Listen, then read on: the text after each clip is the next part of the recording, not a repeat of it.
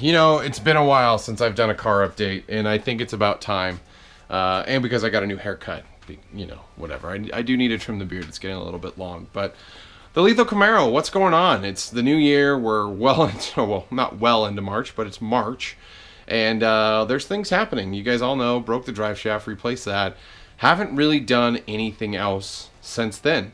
And let me tell you why. So there's been an interesting gremlin in the car, and we don't know exactly what it is. So as you guys know, went out to Famosa Raceway for a meet and took the car out. It was a hot day. Well, it wasn't a hot day, but it was a long day sitting in lines, not a lot of racing. And when I finally did race, I got a couple good runs, ran a 10.27, but not what I was hoping, and broke the drive shaft.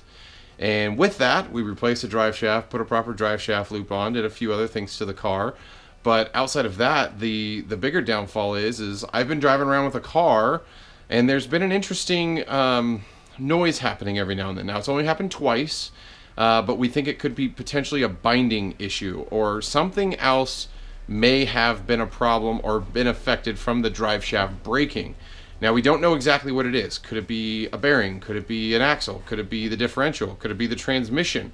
There's no definite error codes or anything like that. So we're doing our due diligence. I'm going to be pulling out the axles just in case and sending them to Drive Shaft Shop to have them check them out and put my stock axles back on the car.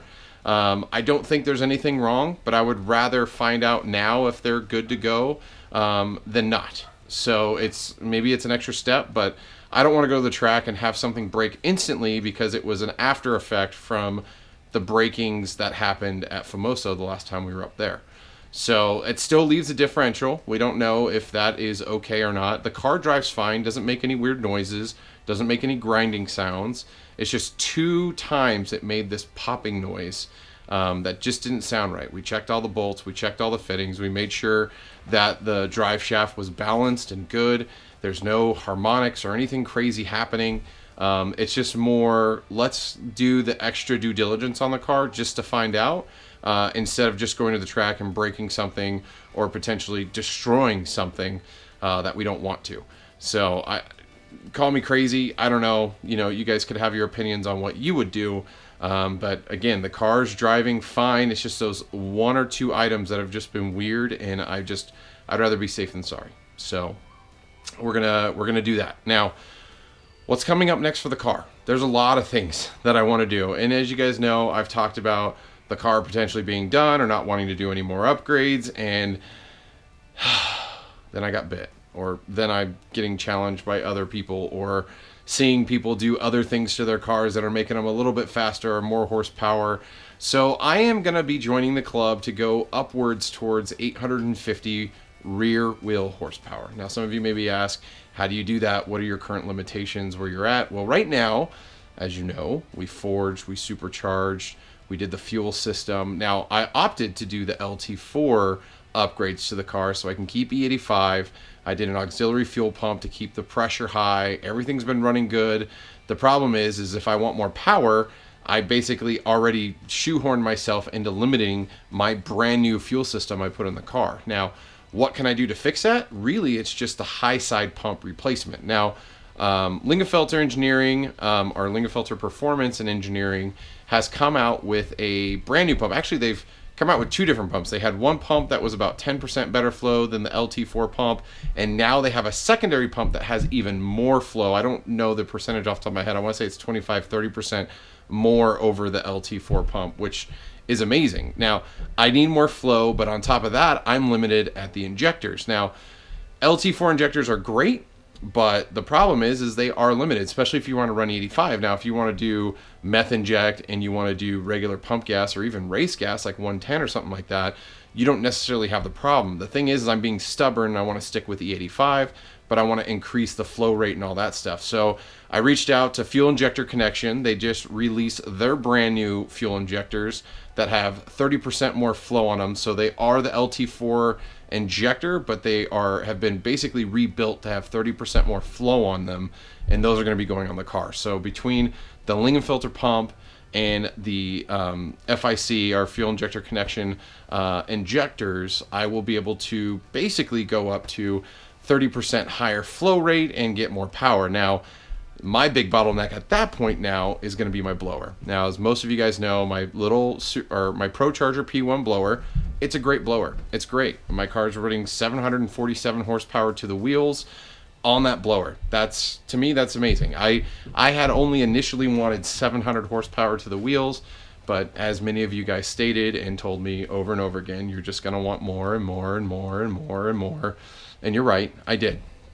So this bad boy right here, we are going to do, obviously, the upgrade. So we're going to do the lingenfelter pump. We're going to do the fuel injector connection injectors. And I'm going to look into getting a D1X unit potentially. Now, I don't know if I'm going to just do D1 or maybe go all the way and maybe do an F1 setup. I said I wasn't going to do this. And now that I'm talking about it, yeah, I'm going to do it. But on top of that, I'm going to be looking at cooling. So many of you know I'm going to be going for road course setup. And my car right now is basically set up for drag.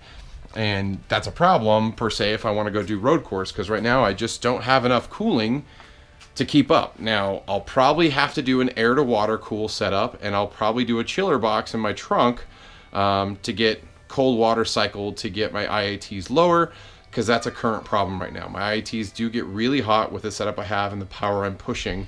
If I wanted to detune it and drop the power, which probably wouldn't be a bad way to go for road course, I'd probably get better traction, wouldn't have to worry so much about wheels and tires and stuff like that. But you know me, it's horsepower, right? And I'm not going to go road coursing for the best times in the world because I'm not a professional race car driver. There's a lot of guys out there, the group, the Z28 Racing, if you guys haven't seen them on Instagram, check them out, or Steve Christie. Those guys go out to Big Willow or, you know, all the time. The Chuck Walla, I mean, they're fairly close by, but those guys go out like, it feels like every weekend and go and it's amazing to see them go. And I'm kind of jealous in a way because they have full-on set-up track cars for road course. Right now, I could probably do 3-4 laps. My car would overheat because it just can't keep up with how much power it's putting out. Now, maybe it wouldn't because I wouldn't be pushing the car as hard as I could potentially should on a track like that, but I got a lot to learn. I'm not a road course pro. I'm a novice. I've never really driven a full race car like with this much power on a racetrack. I've had an opportunity to take a Z28 and a couple other cars out on racetracks before, but again, that was with a instructor driver keeping us at lower speed limits. It wasn't racing. So I have a lot to learn and a lot to go through.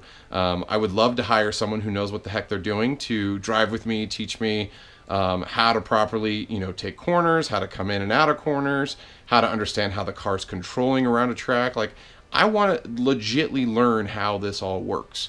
So I'm hoping I can go down that route and make that happen.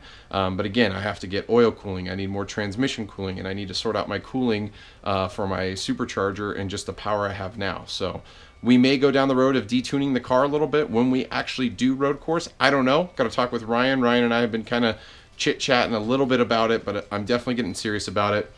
And it is something I want to do. And my hope is that towards the end of spring or maybe the month or so after, I will have saved up enough money to basically pull everything together and make it happen. So there's a lot to do. It's not cheap. I mean, I'm not able to save a ton of money for my day job currently. And, you know, YouTube does make some funds. So it has been helping me save up a few dollars than it was. You know, this year's actually started off really good, and that's all because of you guys watching the videos and being interested in what I'm doing. And a huge welcome to all the new people, ton of new subscribers, so I appreciate that, and lots of video views. But yeah, I do hope to be able to go to the road course.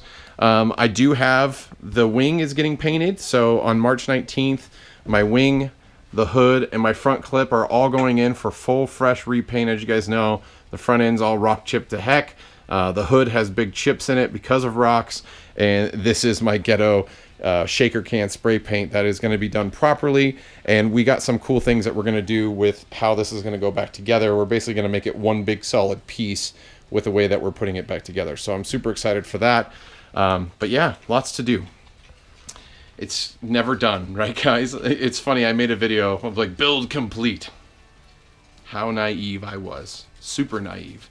So if you guys are interested in anything I'm doing here with the build, hit that subscribe button. If not, likes, comments, and shares are definitely appreciated. I mean, this has been an amazing journey. So many of you guys have pushed me, had great conversations with you guys, have been driving me to do more and to think about things, and then also just my own personal desires and ideas for this build have changed quite a bit over the years.